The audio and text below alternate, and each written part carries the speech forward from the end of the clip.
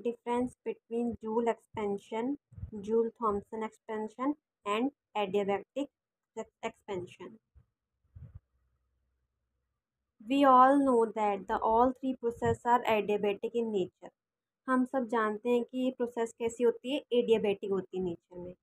जो जो total amount होता है हीट का इन द सिस्टम वो क्या होता है, कांस्टेंट होता है। इसका मतलब जो डी क्यू होता है वो ज़ीरो होता है, जो क्यू होता है वो हमारा हीट होता है, इसलिए जो हीट होती है टोटल अमाउंट ऑफ हीट वो कांस्टेंट होती है, इसलिए डी क्यू क्या होगा, ज़ीरो होगा सारी तीनों प्रोसेस में। और अगर हम दूसरे वर्ड में कहें तो वो the heat can neither enter the system nor leave the system in all three process. जो हीट है वो ना ही अंदर आएगी ना ही बाहर जाएगी इन तीनों प्रोसेस में। But still there are differences in Joule expansion, Joule Thomson expansion and adiabatic expansion. पर फिर भी जूल एक्सपेंशन में, जूल थॉमसन एक्सपेंशन में और एडियाबैटिक एक्सपेंशन में कुछ डिफरेंसेस हैं। In Joule expansion total work done by the system और on the system is zero. जो जूल एक्सपेंशन होता है उसमें जो टोटल वर्क डन होता है सिस्टम के द्वारा और सिस्टम पर वो क्या होता है, ज़ीरो। तो डब्लू जूल होता है वो क्या होता है, ज़ीरो होता है।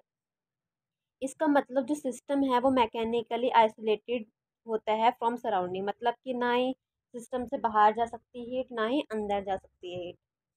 In Joule-Thomson expansion, although the system is mechanically isolated from the surrounding, but the net external work done by the gas is passing through the porous plug is not zero. Rather, the piston in this process can move, keeping the initial pressure P1 and final pressure P2 constant. Joule Thomson expansion में हालांकि जो system है वो mechanically isolated होता है from surrounding से, पर जो नेट एक्सटर्नल वर्क डन होता है गैस के द्वारा जब वो पास करती है पोरस प्लग से वो जीरो नहीं होती है, बल्कि जो पिस्टन होता है इस प्रोसेस में वो मूव करता है, कीपिंग द इनिशियल प्रेशर, अपना इनिशियल प्रेशर रखते हुए क्या करता है, मूव करता है और फाइनल प्रेशर में जाता है P2 जो कि कांस्टेंट होता है।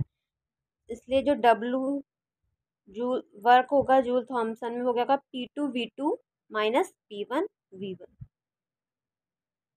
फिर है in adiabatic expansion, in adiabatic expansion neither the system is mechanically isolated from the surrounding nor the pressure of the gas is made to keep constant।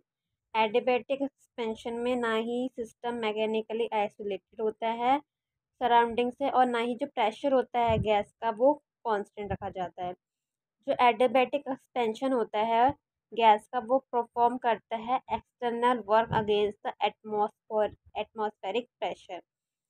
जो एडियाबैटिक एक्सपेंशन में जो गैस होती है वो परफॉर्म करती है एक्सटर्नल वर्क जैसे against atmospheric pressure के। मैथमेटिकली जो डब्ल्यू वर्क होता है एडियाबैटिक का वो क्या होता है, इंटीग्रेशन ऑफ PdV। सेकंड, अगर हम अप्लाई करें the first law of thermodynamics and putting D Q equal to zero, we have Joule expansion में जो चेंज होगा इंटरनल एनर्जी का D U of the gas वो क्या हो जाएगा, ज़ीरो हो जाएगा। और जो जूल थॉमसन एक्सपेंशन है उसमें क्या होगा, डी यू जो होता है हमारा किसके बराबर होता है, माइनस डी डब्ल्यू के बराबर होता है, और जो डी डब्ल्यू होगा माइनस P1V1 माइनस P2V2 के बराबर होता है। और जो एक्सपेंशन होता है एडियाबैटिक एक्सपेंशन में वो जो डी यू होता है माइनस P∆V के बराबर होता है। Third, the first process of joule expansion phenomena is observe. First process में जूल एक्सपेंशन के क्या होता है, हमें फिनोमिना ऑब्जर्व होता है।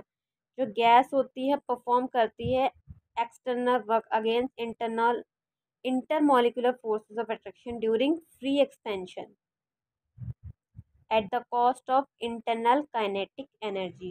फर्स्ट प्रोसेस में जूल एक्सपेंशन के जो कूलिंग फिनोमिना हम ऑब्जर्व करते हैं, जो गैस होता है वो परफॉर्म करता है external work against intermolecular forces of attraction during free expansion at the cost of internal kinetic energy. जो रियल गैस होता है वो हमेशा शो करता है cooling effect in Joule expansion, as D U is equal to क्या है, 0।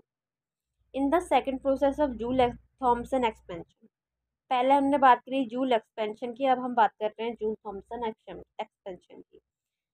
कूलिंग और हीटिंग फिनोमिना इज ऑब्जर्व, इसमें दोनों ही फिनोमिना ऑब्जर्व हुए, कूलिंग भी और हीटिंग भी। The gas perform the net external work by passing through the porous plug, जो गैस है वो परफॉर्म करती है कैसे, जो नेट एक्सटर्नल वर्क होता है वो होता है किसके थ्रू, एक पोरस प्लग होता है उसके द्वारा। The real gas showing cooling और heating effect depending upon whether P2V2 is more और less than P1V1 during process. जो रियल गैस है वो कूलिंग भी शो कर सकती है, हीटिंग भी शो कर सकती है, वो डिपेंड करता है कि P2V2 ज़्यादा है या कम है उस प्रोसेस में। Third process of adiabatic expansion, the gas perform the external work at the cost of internal energy of the gas itself. Third process में जो एडियाबैटिक एक्सपेंशन है वो परफॉर्म करता है एक्सटर्नल वर्क की तरह at the cost of internal energy of the gas itself, जो internal energy है वो खुद ही वर्क करती है, इंटरनल एनर्जी माने U. Therefore there will be decrease in temperature, इसलिए जो टेम्परेचर होता है वो डिक्रीज कर जाता है। Thus in adiabatic expansion cooling effect is produced, इसलिए एडियाबैटिक एक्सपेंशन में हमें कूलिंग इफेक्ट दिखाई देता है because of external work at the expense of its internal energy. External work होता है एट द एक्सपेंस ऑफ किसके द्वारा, इट्स इंटरनल एनर्जी। तो यही डिफरेंस था एक्सपेंशन, जूल थॉम्सन एक्सपेंशन और एडियाबैटिक एक्सपेंशन में।